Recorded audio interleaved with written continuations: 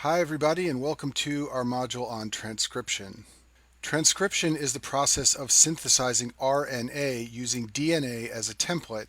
And by way of review, what differentiates RNA from DNA is that RNA contains ribonucleotides, not deoxyribonucleotides, and also RNA contains uridine instead of the nucleotide thymidine.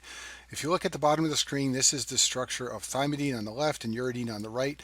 Note that uridine has an OH group here hanging off the sugar molecule. That makes it a ribonucleotide. Thymidine does not have an OH group here. That makes it a deoxyribonucleotide. To understand the process of transcription, let's take a look at this cartoon I've made of a double strand of DNA. At the top we have a strand of DNA going from 3' to 5', and anti-parallel to that we have a complementary strand of DNA that runs from 5' on the left to 3' on the right. I've denoted all the different nucleotides and bases by colors, and they are complementary to each other so that adenosine is always paired with thymidine and cytidine is always paired with guanosine. The big picture of what's going to happen in transcription is that the two DNA strands will separate, and one of the strands will be used as a template. That's called the template strand, and it will be used as a template to synthesize RNA in the 5' to 3' direction. And in the video on DNA replication, I explain why nucleotides are always added to growing strands of DNA or RNA in the 5' to 3' direction. This process will yield an RNA molecule that is complementary to the template strand in terms of its bases, so that anywhere that the template strand has thymidine, the RNA molecule will have adenosine, and anywhere the template strand has cytidine, the RNA molecule will have guanosine. The only difference is that the nucleotides in the RNA molecule are ribonucleotides, not deoxyribonucleotides, and also the RNA strand has uridine, where the DNA strand may have thymidine. So if you wanted to know what this RNA strand was going to look like, you could look at the template strand and in your mind convert all the bases to the complementary base, and then you would have a picture in your mind of what the RNA will look like that comes from this template strand. However, there's no need to do that, because if you simply look at the other DNA strand at the bottom of the screen, it shows you what the RNA strand will look like that is synthesized from the template strand. This DNA strand on the bottom is complementary to the template strand. Therefore, it is showing you what the RNA from the template strand will ultimately look like. And for that reason, this strand on the bottom is called the coding strand, and this is the strand that you'll often see shown in books and in research papers. It's much easier than showing the template strand, which you have to convert in your mind into mRNA by flipping all the bases. The coding strand instead is often shown, and that tells you what the mRNA will look like that ultimately comes from the template strand. Make sure you understand that difference, and make sure you understand what you're looking at when you see a coding strand illustrated in one of your textbooks. So for example, you might read in one of your textbooks that a piece of DNA has the sequence GTCA, and that via transcription that makes a piece of RNA that has the sequence GUCA. And this might be confusing to you because you don't understand why the bases aren't complementary. And the reason is because this piece of DNA is the coding strand, not the template strand. So when you look at the coding strand, whatever you see for nucleotides is the same thing you will get in terms of bases in the RNA. The difference is that you won't have thymidine in the RNA, and the RNA will be made up of ribonucleotides, not deoxyribonucleotides. So now that we understand that, let's talk about some of the many different kinds of RNA that you can find inside of cells. Messenger RNA is the RNA that codes for amino acids and proteins. These are the longest chains of RNA, and the nucleotides in a strand of messenger RNA specify amino acids that can be used to make proteins via the process of translation. Ribosomal RNA is also very important for translation. Ribosomal RNA forms ribosomes, and ribosomes are the site within cells where proteins are synthesized. Transfer RNA is used to transfer amino acids to proteins. It is also very important for the process of translation. MicroRNA are a special form of RNA that we'll talk about in more detail at the end of this video. They can regulate gene expression. MicroRNA target messenger RNA molecules. They bind via base pairing, and they block the translation into proteins. So just because DNA gets transcribed into mRNA doesn't necessarily mean that mRNA will go on to form proteins. There are other RNAs around which can block the conversion of mRNA into protein, and therefore they regulate the expression of a gene into protein. MicroRNAs are one such type of RNA. Small interfering RNAs are another type of RNA that regulate gene expression. They can cause degradation of messenger RNA so it never goes on to form proteins. And then finally, small nuclear RNAs are a type of RNA that is important for splicing. We'll talk more about this later. RNA polymerase is the enzyme that synthesizes RNA using DNA as a template. It shares some similarities with DNA polymerase, which also synthesizes chains of nucleic acids using DNA as a template. But one very important difference is that RNA polymerase does not require a primer like DNA polymerase. In the video on DNA replication, I talk about how DNA polymerase works, but it requires a short sequence of nucleic acids in order to get started. That's called a primer. RNA polymerase does not require a primer. RNA polymerase works by binding to regions of DNA called promoter regions. It requires proteins called transcription factors to work, and it binds to DNA and opens the double helix and begins the process of transcription so that RNA will be made from DNA. In prokaryotes like bacteria, there is one RNA polymerase enzyme. It is a multi-subunit complex, and it makes all the different types of RNA like messenger RNA, tRNA, and ribosomal RNA. In eukaryotes, there are multiple different RNA polymerase enzymes that function in cells. RNA polymerase I makes most of the ribosomal RNA. Ribosomal RNA comes in a number of different sizes, and RNA polymerase I makes the 5.8S size, the 18S size, and the 28S size. RNA polymerase II is the RNA polymerase we're going to talk a lot about in this video. It's used to synthesize messenger RNA. And then RNA polymerase III makes some forms of ribosomal RNA. It makes the 5S size, and it makes some of the other forms of RNA found in cells. There are some naturally occurring substances and also some drugs that function by inhibiting RNA polymerase. One of them is alpha-amanitin. This is a protein produced by the mushroom Amanita phalloides, which is also called the death cap mushroom. This protein is a powerful inhibitor of RNA polymerase II, and if you consume this mushroom, the protein will be taken up by your liver cells, and this will lead to liver failure. And unfortunately, I've seen one person in my career who accidentally ate one of these mushrooms. She ended up in the intensive care unit with acute liver failure and required a liver transplant. It is very dangerous to eat these mushrooms, hence the name death cap mushrooms. Rifampin is a drug that inhibits the bacterial version of RNA polymerase. It can be used in the treatment of tuberculosis infections. And actinomycin D is a chemotherapy agent. It inhibits RNA polymerase and therefore blunts the replication of cancer cells. Back to our discussion of transcription, I mentioned before that transcription factors are proteins that are required by RNA polymerase in order to initiate transcription. In prokaryotes or bacteria, there is a single transcription factor called protein factor or sigma factor. Eukaryotes have multiple different transcription factors. Many of these bind to RNA polymerase II, the RNA polymerase used to synthesize messenger RNA, and they have names that begin with TF for transcription factor like TF2D, TF2B, and TF2E. Promoters are DNA regions that are not transcribed, but they can bind to RNA polymerase as well as transcription factors, and therefore they promote the process of transcription. And once RNA polymerase has bound to a promoter region, it can open the double helix and begin the process of synthesizing RNA. And promoters are generally located just before a gene that's going to be transcribed, as I've shown at the bottom of the screen. If this is the transcription start point, the promoter will be just before that. Following the start point will be the gene that needs to be expressed. There are a number of promoters that have been described. The Tata box is one of the famous ones. It's a very common eukaryotic promoter. It gets its name because the nucleotides are TATAAA, and it can bind to transcription factors, especially TF2D. The cat box is another promoter region that's been described. It gets its name because the sequence of nucleotides is CCAAT, and then there's also a GC box, which has been described because it has G and C nucleotides. Besides the promoter region of DNA and the gene to be expressed, there are other portions of DNA that are important in determining the rate of transcription of a particular gene. One of these regions of DNA is a region called an enhancer. Enhancers are DNA sequences that increase the rate of transcription. They can be found either upstream or downstream from the gene that they regulate, and they bind to special transcription factors called activators, and once they have bound to the activator, they stabilize transcription factors and RNA polymerase, and this leads to more transcription of a gene. Now, one thing that's interesting about enhancers, and one thing you should know for step 1 of your boards, is that because of DNA coiling, the enhancer region of DNA may be geometrically very close to the gene that is being transcribed, but may be many, many nucleotides away. For example, if this is our gene to be transcribed, we may have an enhancer region that is way upstream, but because of DNA coiling, it's twisted around and it ends up being geometrically very close, and therefore it can function as an enhancer for a gene that's very far away in terms of the number of nucleotides. And silencers are just the opposite of enhancers. They are DNA sequences that decrease the rate of transcription.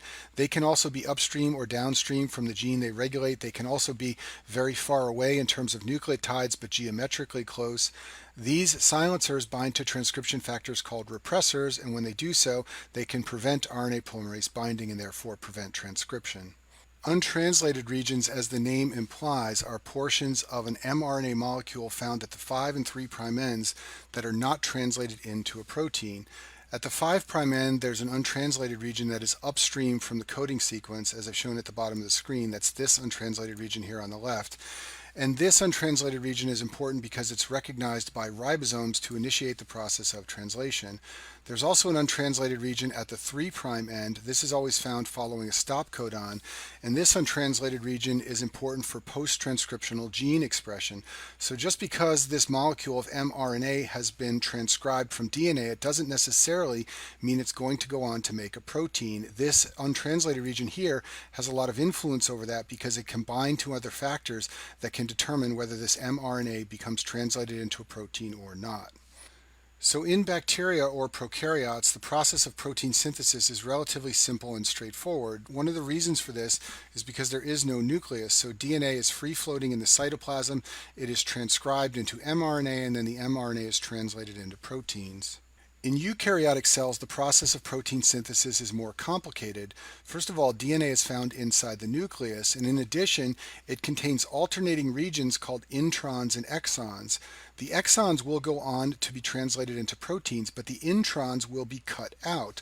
The way this works is that the DNA is transcribed into RNA containing the introns and the exons. Then the introns are cut out inside the nucleus, and then the RNA exits the nucleus, and out in the cytoplasm is where the ribosomes can be found, and they are used to translate the RNA into protein. So I've summarized these points at the top right. Introns stay in the nucleus, exons exit the nucleus, and go on to be translated into protein. And cutting out the introns is only one of several modifications that occur to mRNA in eukaryotes. The initial transcript of mRNA from DNA in eukaryotes is called hnRNA, which stands for heterogeneous nuclear RNA. It's also sometimes called pre-mRNA.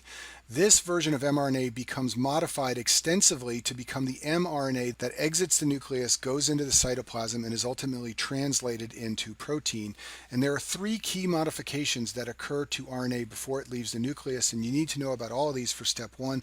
The first one is called 5' capping. The second one I briefly mentioned on the last slide, that is splicing out of introns. And the third one is called 3' polyadenylation. We'll talk about all of these in the next few slides. 5' capping is the addition of a special nucleotide called 7-methylguanosine to the 5' end of RNA. This is added to RNA soon after transcription begins, and it distinguishes mRNA from other forms of RNA. Basically, this 5' cap is placed on RNA to tell the other organelles in the cell that this is a piece of mRNA. If you look at this cartoon I've shown on the screen here, we have a molecule of mRNA going in this direction toward the 5' end. Remember, the 5' end always has the phosphate groups like shown here. At this 5' end, a molecule of 7-methylguanosine has been added. This is a ribonucleotide just like the guanosine you would find in RNA, except that it has a methyl group hanging off the 7 position.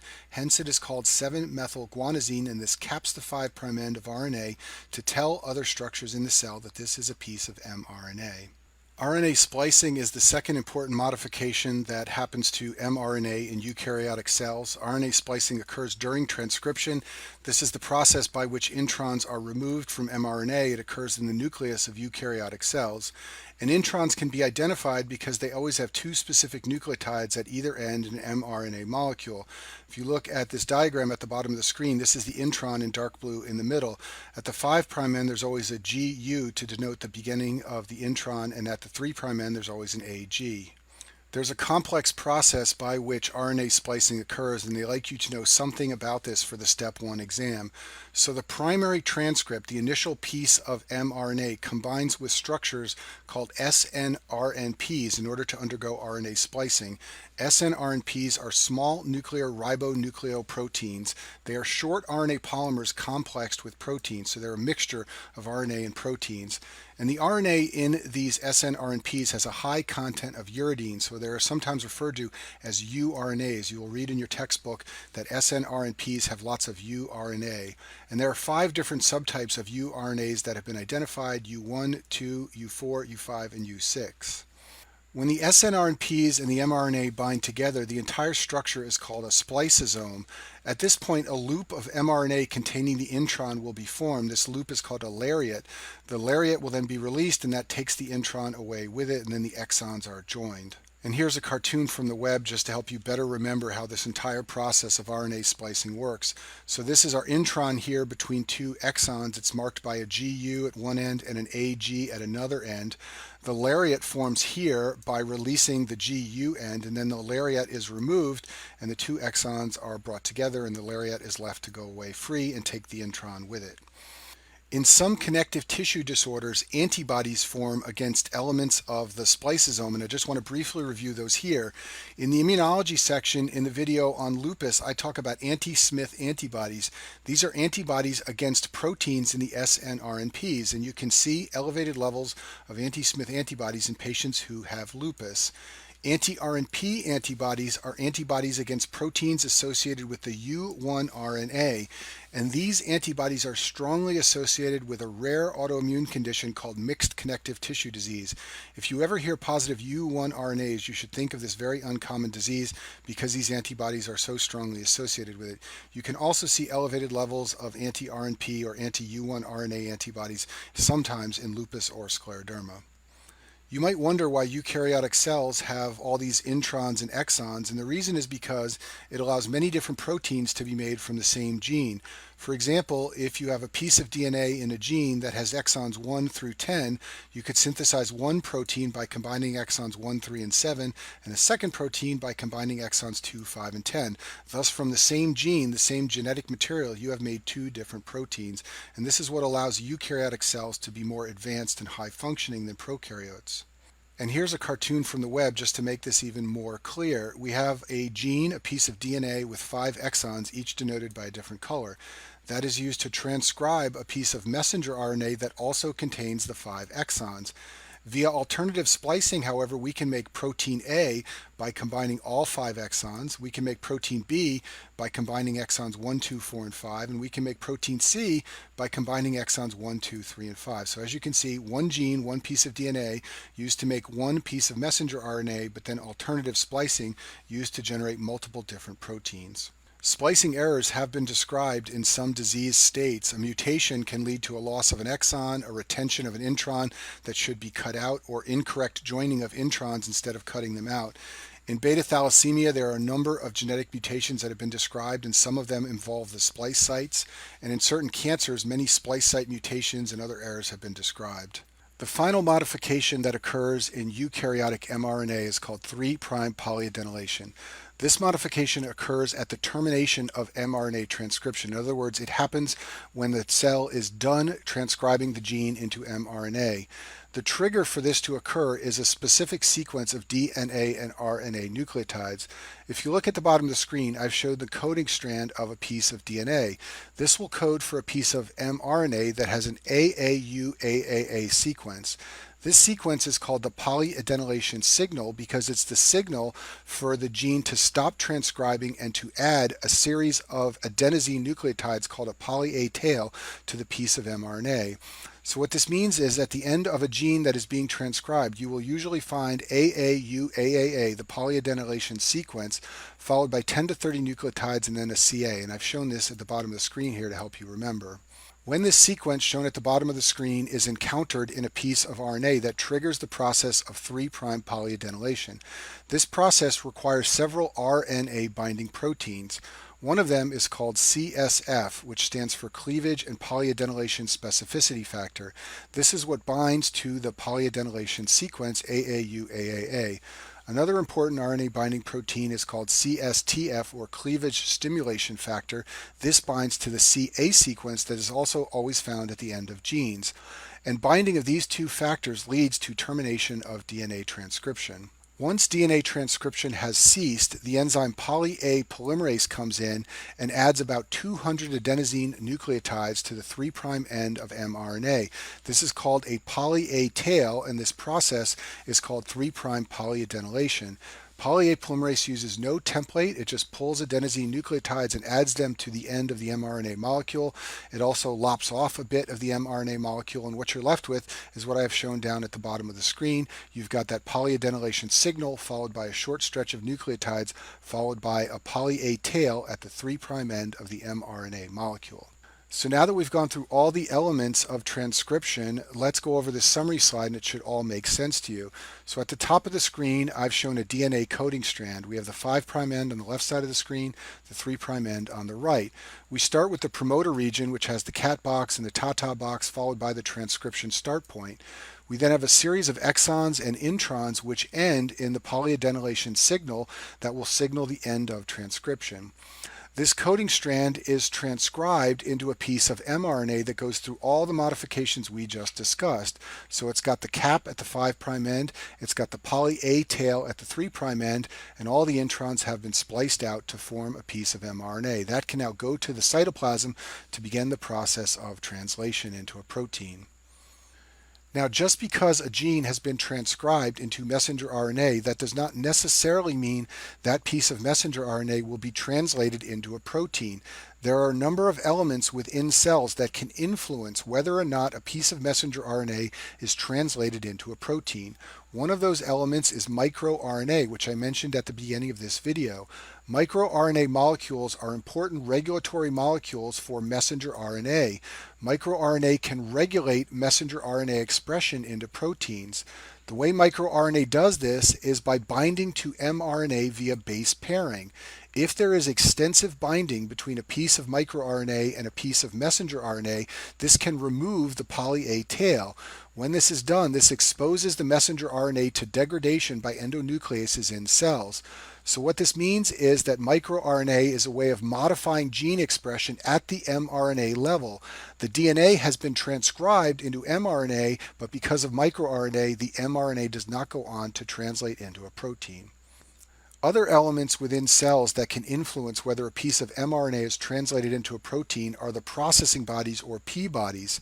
Some messenger RNA is moved to P-bodies in cytoplasm. These are organelles within cells. This has been described as occurring in pieces of messenger RNA that bind microRNA but to a less extensive degree. The mRNA then is sequestered in the P-bodies from ribosomes so it can't be translated.